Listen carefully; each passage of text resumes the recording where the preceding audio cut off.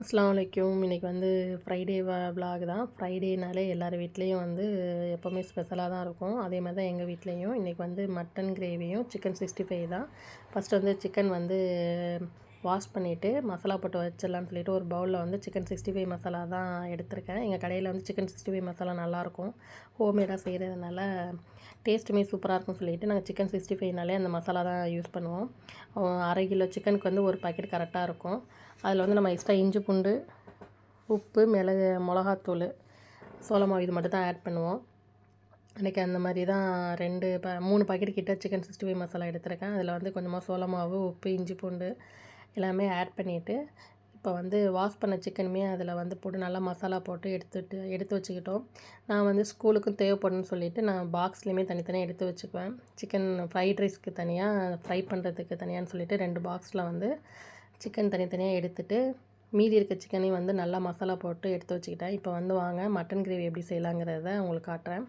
அடுப்பு ஆன் பண்ணிவிட்டு குக்கர் அடுப்பில் வச்சுட்டு 2 டேபிள் ஸ்பூன் வந்து எண்ணெய் ஊற்றிக்கிட்டு 2 மீடியம் சைஸ் வெங்காயம் எண்ணெய் சுடு வந்தோன்னா அதையுமே ஆட் பண்ணிவிட்டு கொஞ்சம் நல்லா எண்ணெயில் வந்து வெங்காயம் கொஞ்சம் நல்லா வதங்கணும். வெங்காயம் சீக்கிரம் வதங்கினதுக்காக கொஞ்சமாக நம்ம உப்பு கூட சேர்த்துக்கலாம். உப்பு சேர்க்கறதுனால வெங்காயமே கொஞ்சம் சீக்கிரம் வதங்கிடும். இப்போ உப்பு ஆட் பண்ணிவிட்டு மறுபடியும் வெங்காயத்தை கொஞ்சம் நல்லா வதங்கினதுக்கப்புறம் இந்த ஸ்டேஜில் வந்து நம்ம வந்து பிரியாணி இலை என்கிட்ட இருக்கும். அது வேணும்னா எல்லாத்தையும் இருக்குன்னு சொல்ல முடியாது. என்கிட்ட இருந்துச்சு, அதனால் பிரியாணி இலை ஆட் பண்ணிவிட்டு 2 பச்சை மிளகாவுமே அதில் ஆட் பண்ணியிருக்கேன். அதையுமே ஆட் பண்ணிவிட்டு எண்ணெயில் கொஞ்சம் நேரம் நல்லா வதக்கிட்டு வந்து நான் 2 டேபிள் ஸ்பூன் வந்து இஞ்சி பூண்டு எடுத்திருக்கேன். அதையுமே அதில் ஆட் பண்ணுங்கள். அதையுமே பச்சை வாசனை போகிற வரைக்கும் அதையுமே கொஞ்சம் நேரம் எண்ணெயில் நல்லா வதக்கணும். ஒரு 2 செகண்ட் அந்த மாதிரி நல்லா பச்சை வாசனை போகிற வரைக்கும் நல்லா வதங்கணும். வதங்கினதுக்கப்புறம் 2 நான் வந்து மீடியம் சைஸ் தக்காளி எடுத்திருக்கேன். அதையுமே அதில் வெட்டி ஆட் பண்ணிவிட்டு அதையுமே எண்ணெயில் கொஞ்சம் நேரம் வதக்குவோம். இப்போ நல்லா எண்ணெயில் வந்து கொஞ்சம் நேரம் வந்து தக்காளி, வெங்காயம், பச்சை மிளகா எல்லாமே வந்து கொஞ்சம் நேரம் வதங்கணும். இப்போ ஆட் பண்ணிவிட்டு எண்ணெயில் வந்து கொஞ்சம் நல்லா எண்ணெய் பிரிஞ்சு வெங்காயம், தக்காளிலாம் அந்த ஸ்டேஜில் வந்து நம்ம மிளகாத்தூள் 2 டேபிள் ஸ்பூன் ஆட் பண்ணிக்கலாம். உங்களுக்கு காரத்துக்கு தகுந்த மாதிரி நீங்களும் ஆட் பண்ணிக்கோங்க. நான் அன்றைக்கி வந்து 2 டேபிள் ஸ்பூன் வந்து மிளகாத்தூள் ஆட் பண்ணிக்கிட்டேன். அதையுமே வந்து பச்சை வாசனை போகிற வரைக்கும் அதையுமே கொஞ்சம் நேரம் எண்ணெயில் வந்து நல்லா வதக்கணும். வதங்கினதுக்கப்புறம் இப்போ இந்த ஸ்டேஜில் வந்து நம்ம கறி வந்து வாஷ் பண்ணி வச்சுருப்போம்ல ஆட்டுக்கறி, அதையுமே அதில் ஆட் பண்ணிக்கலாம். அன்றைக்கி வந்து நான் 1/2 கிலோ வந்து ஆட்டுக்கறி எடுத்திருக்கேன். அதை வாஷ் பண்ணிவிட்டு அதையுமே அந்த இதில் சேர்த்துட்டு எண்ணெயில் கொஞ்சம் நேரம் நல்லா இஞ்சி பூண்டு எண்ணெயில் அந்த மசாலாவோட கொஞ்சம் கறியுமே வதங்கினா கொஞ்சம் டேஸ்ட்டுமே நல்லாயிருக்கும்னு சொல்லிவிட்டு அதையுமே கொஞ்சம் நேரம் ஒரு 2 நிமிஷம் வந்து எண்ணெயிலே நல்லா கொஞ்சம் நேரம் குக் பண்ண விடுவோம். நல்லா எண்ணெயில் வதங்கினதுக்கப்புறம் கொஞ்சமாக வந்து மல்லி, புதினா ஆட் பண்ணிக்கலாம். அதையுமே அதில் ஆட் பண்ணிவிட்டு 2 கிண்டினதுக்கப்புறம் கொஞ்சம் எண்ணெயில் அப்படியே விட்டுரும். கொஞ்சம் நேரம் அப்படியே விட்டதுக்கப்புறம் கொஞ்சம் எண்ணெயெல்லாம் பிரிஞ்சு கொஞ்சம் நல்லா வந்து இந்த ஸ்டேஜில் வந்து இன்னும் கொஞ்சம் உப்பையும் ஆட் பண்ணிக்கலாம். உப்பையும் ஆட் பண்ணிவிட்டு கொஞ்சம் நல்லா ஜீரகத்தூள் ஆட் பண்ணிக்கோங்க. ஜீரகத்தூள் ஆட் பண்ணதுக்கப்புறம் ஒரு டேபிள் ஸ்பூன் வந்து மிளகுத்தூள், ஒரு 1/2 டேபிள் ஸ்பூன் வந்து மஞ்சத்தூள் ஆட் பண்ணிக்கோங்க. அதையுமே ஆட் பண்ணிவிட்டு இன்னும் கொஞ்சம் நேரம் நல்லா வதக்குவோம். நல்லா வந்து பச்சை வாசனை போகிற வரைக்கும் நல்லா வதக்கணும். ஒரு 2 நிமிஷம் அப்படியே விட்டுருவோம். இந்த ஸ்டேஜில் வந்து 2 டேபிள் ஸ்பூன் வந்து தயிர் ஆட் பண்ணிக்கலாம். தயிர் ஆட் பண்ணுறதுனால மட்டன் கிரேவியுமே கொஞ்சம் கொழப்பாக நல்லாவும் இருக்கும். டேஸ்ட்டுமே நல்லாயிருக்கும்னு சொல்லிவிட்டு நம்ம தயிர் ஆட் பண்ணியிருக்கோம். தயிர் ஆட் பண்ணிவிட்டு அதையுமே கொஞ்சம் நேரம் மிக்ஸ் பண்ணதுக்கப்புறம் இந்த ஸ்டேஜில் வந்து கரம் மசாலா ஆட் பண்ணிக்கலாம். நான் வந்து 1 டேபிள் ஸ்பூன் வந்து கரம் மசாலா ஆட் பண்ணியிருக்கேன். ஆட் பண்ணிவிட்டு அதையுமே எண்ணெயில் கொஞ்சம் நேரம் நல்லா வதக்குவோம். கொஞ்சம் நேரம் வதங்கினதுக்கப்புறம் கொஞ்சம் நல்லா பச்சை வாசனை போகிற வரைக்கும் ஒரு 2 நிமிஷம் நல்லா வதக்குவோம். வதக்கிட்டு நான் வந்து 2 தக்காளி வந்து மிக்ஸி ஜாரில் அரைச்சி வச்சுருக்கேன். ஏன்னா வந்து கிரேவி வந்து நம்ம தேங்காய் ஊற்றாதனால கொஞ்சம் கொழப்பாக இருக்கணுங்கிறதுக்காக 2 தக்காளி வந்து மிக்ஸி ஜாரில் அரைச்சி அதையுமே ஆட் பண்ணியிருக்கேன். அதையுமே ஆட் பண்ணிவிட்டு அதையும் கொஞ்சம் நேரம் எண்ணெயில் வந்து நல்லா வதக்கணும். கொஞ்சம் நல்லா பச்சை வாசனை போனதுக்கப்புறம் நம்ம இந்த ஸ்டேஜில் வந்து நான் 2 டேபிள் ஸ்பூன் வந்து மல்லித்தூள் ஆட் பண்ணியிருக்கேன். மல்லித்தூள் எப்போவுமே நீங்கள் லாஸ்ட்டாக ஆட் பண்ணுங்கள், ஃபஸ்ட்டே ஆட் பண்ணாதீங்க. அப்போ தான் ஆனம் வந்து டேஸ்ட்டுமே நல்லாயிருக்கும். லாஸ்ட்டாக ஏன்னா கசப்புத்தன்மை ஃபஸ்ட்டே நம்ம ஆட் பண்ணி எண்ணெயில் வதக்கினோம்னா மல்லித்தூள் வந்து கொஞ்சம் கசப்புத்தன்மை இறங்கும். அதனால் நம்ம வந்து எப்போவுமே மல்லித்தூள் வந்து லாஸ்ட்டாக ஆட் பண்ணிவிட்டு அதில் வந்து நான் 1 கிளாஸ் வந்து தண்ணி ஆட் பண்ணியிருக்கேன்.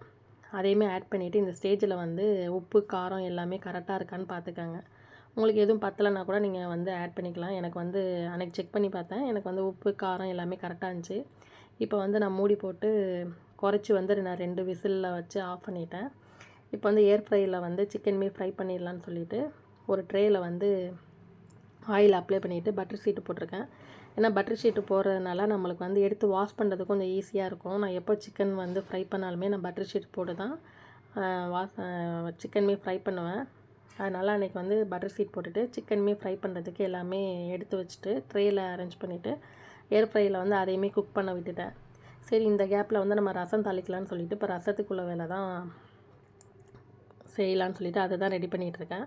நான் வந்து ஒரு பூண்டு, ஒரு 4-5 பல் பூண்டும், வரமிளகா மட்டும் அதுவே மிக்ஸி ஜாரில் எடுத்து ஒரு பல்ஸ் விட்டு எடுத்து வச்சுக்கிட்டேன். இப்போ வந்து நான் 2 பழுத்த தக்காளி வந்து ஒரு பவுலில் போட்டு அதையுமே கையில் நல்லா மிக்ஸ் பண்ணி நல்லா பெனஞ்சு எடுத்து வச்சுக்கலாம். இப்போ வந்து புளி கரைசலுமே அதில் ஆட் பண்ணிவிட்டு, ஏன்னா கையில் வந்து நம்ம தக்காளி பிசையும் போது நல்லா டேஸ்ட்டுமே ரசத்துக்கு நல்லாயிருக்கும். மிக்ஸியில் அரைச்சி ஊற்றுறத விட கையில் பிசைங்க, நல்லா பழுத்த தக்காளியாக இருக்கணும்.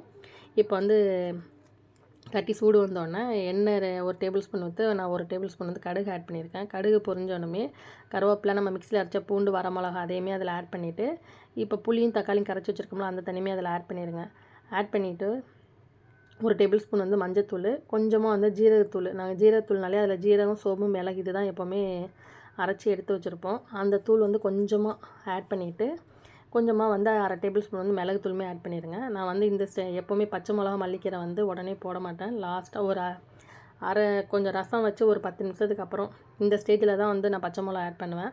பச்சை மிளகாவும் ஆட் பண்ணிவிட்டு கொஞ்சமாக வந்து பெருங்காயத்தூள் போட்டுக்காங்க, ஸ்மெல்லுமே நல்லாயிருக்கும். இப்போ வந்து கொதிக்கிற ஸ்டேஜில் வந்து நான் மல்லித்தழை ஆட் பண்ணியிருக்கேன்.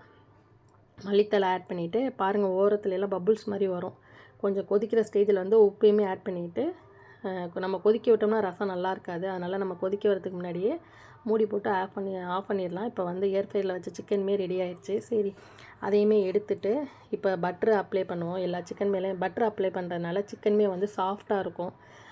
ஆயில் அப்ளை பண்ணுறத விட நீங்கள் பட்டர் அப்ளை பண்ணி பாருங்கள், சிக்கன் வந்து நல்லா சாஃப்டாக இருக்கும். இப்போ வந்து பட்டர் அப்ளை பண்ணிவிட்டு இப்போ ஒரு சைடு வந்து வெந்துருச்சு, அதனால் இன்னொன்று சைடு திருப்பி போட்டு ஃப்ரை பண்ணலான்னு சொல்லிவிட்டு பட்டர் அப்ளை பண்ணிவிட்டு எல்லா சிக்கனுமே வந்து திருப்பி போட்டு இப்போ மறுபடியும் வந்து நம்ம ஏர் ஃப்ரையில் வந்து செட் பண்ணி வச்சிடலாம். இப்போ திருப்பி போட்டு மறுபடியும் பட்டர் அப்ளை பண்ணி அதையுமே ஏர் ஃப்ரையில் வச்சுட்டேன். இப்போ வந்து மட்டன் கிரேவி வந்து நல்லா வெந்து வந்துருச்சு. அதை வந்து ஓப்பன் பண்ணி பார்க்கலாம் அப்படின்னு சொல்லிட்டு தான் இப்போ குக்கரை ஓப்பன் பண்ணி உங்களுக்கு காட்டுறேன். பாருங்கள் எப்படி கிரேவி வந்து எவ்வளோ சூப்பராக வந்திருக்குன்னு. இவ்வளோக்கு நான் தேங்காயுமே ஊற்றலை, டேஸ்ட்டுமே சூப்பராக இருந்துச்சு. இதே ரெசிபியில் நீங்கள் கண்டிப்பாக ட்ரை பண்ணி பாருங்கள், உங்களுக்கும் சூப்பராக வரும். நான் மட்டன் வெந்திருக்கான்னு பார்த்துட்டு மட்டனுமே வெந்துருச்சு, அதோட மூடி போட்டு எடுத்து வச்சுட்டேன். இப்போ வந்து மாங்காய் சீசன்னால எங்கள் வீட்டில் மாங்காய் சீசன்னாலே எப்போ மாங்காய் பச்சடி இல்லாமல் இருக்காது. அதுக்கு தான் வந்து நான் மாங்காய் வந்து ஒட்டு மாங்காய் வந்து நல்லா தோல் சீவிட்டு ஸ்லைஸ் பண்ணி எடுத்துக்கிட்டேன். இப்போ வந்து குக்கரில் வந்து 2 டேபிள் ஸ்பூன் வந்து எண்ணெய் ஊற்றிக்காங்க. எண்ணெய் சூடு வந்தோன்னே அதில் 1 டேபிள் ஸ்பூன் வந்து கடுகு பொரிஞ்சோன்னா ஒரு வரமிளகா ஆட் பண்ணிக்காங்க. வரமிளகா ஆட் பண்ணிவிட்டு கருவேப்பிலையும் ஆட் பண்ணுங்கள். அது ரெண்டுமே பொரிஞ்சதுக்கப்புறம் இப்போ வந்து நம்ம மாங்காய் ஆட் பண்ணிக்கலாம். ஸ்லைஸ் பண்ண மாங்காயுமே அதில் ஆட் பண்ணிவிட்டு இப்போ வந்து அதில் கொஞ்சமாக ஒரு 1/2 டேபிள் ஸ்பூன் வந்து மிளகாத்தூள் ஆட் பண்ணிக்கோங்க. மிளகாத்தூள் ஆட் பண்ணிவிட்டு கொஞ்சமாக 2 கல் உப்புமே ஆட் பண்ணிக்கோங்க. உப்பு ஆட் பண்ணிவிட்டு நான் வந்து 1/2 கிளாஸ் வந்து தண்ணி ஆட் பண்ணியிருக்கேன். 1/2 கிளாஸ் தண்ணி, கொஞ்சமாக மஞ்சத்தூள் ஆட் பண்ணிக்கிட்டு 1 டேபிள் ஸ்பூன் 1/2 டம்ளர் வந்து நான் சுகர் ஆட் பண்ணியிருக்கேன். சுகருமே நீங்கள் மாங்காய் உங்களுக்கு இனிப்புக்கு தகுந்த மாதிரி நீங்கள் சுகர் ஆட் பண்ணிக்கோங்க. நான் வந்து 1/2 டம்ளர் வந்து அன்றைக்கி சுகர் ஆட் பண்ணிவிட்டு எல்லாமே மிக்ஸ் பண்ணிவிட்டு அதையுமே குறைச்சே வச்சு ஒரு விசிலுக்கு வச்சிடலான்னு சொல்லிவிட்டு மூடி போட்டு நான் ஒரு விசிலுக்கு வந்து வச்சு எடுத்துக்கிட்டேன். இப்போ வந்து ஏர் ஃப்ரையில் வச்ச சிக்கனுமே ரெடி ஆகிடுச்சு. அதில் வந்து மறுபடியும் மேலே வந்து பட்டர் அப்ளை பண்ணிவிட்டு அதை சைடில் எடுத்து வச்சிடலாம். இப்போ வந்து மாங்காய் பச்சடி ரெடி ஆகிடுச்சு. அதை ஓப்பன் பண்ணி பார்த்துட்டு உங்களுக்கு இனிப்பு, உப்பு எதுவும் பத்தலைன்னா அதையும் ஆட் பண்ணிக்கோங்க. எனக்கு அன்றைக்கி ஃப்ரைடே லன்ச் vlog அப்படி தான் போணுச்சு. நான் சொன்ன ரெசிபி எல்லாமே நீங்களும் ட்ரை பண்ணி பாருங்கள், கண்டிப்பாக சூப்பராக வரும். என்னோடய வீடியோ உங்களுக்கு பிடிச்சிருந்துச்சின்னா மறக்காமல் லைக் பண்ணுங்கள், ஷேர் பண்ணுங்கள், கமெண்ட்ஸ் பண்ணுங்கள், சப்ஸ்கிரைப் பண்ணுங்கள். அடுத்தடுத்த வீடியோவுக்கு சப்போர்ட் பண்ணுங்கள். பாய்.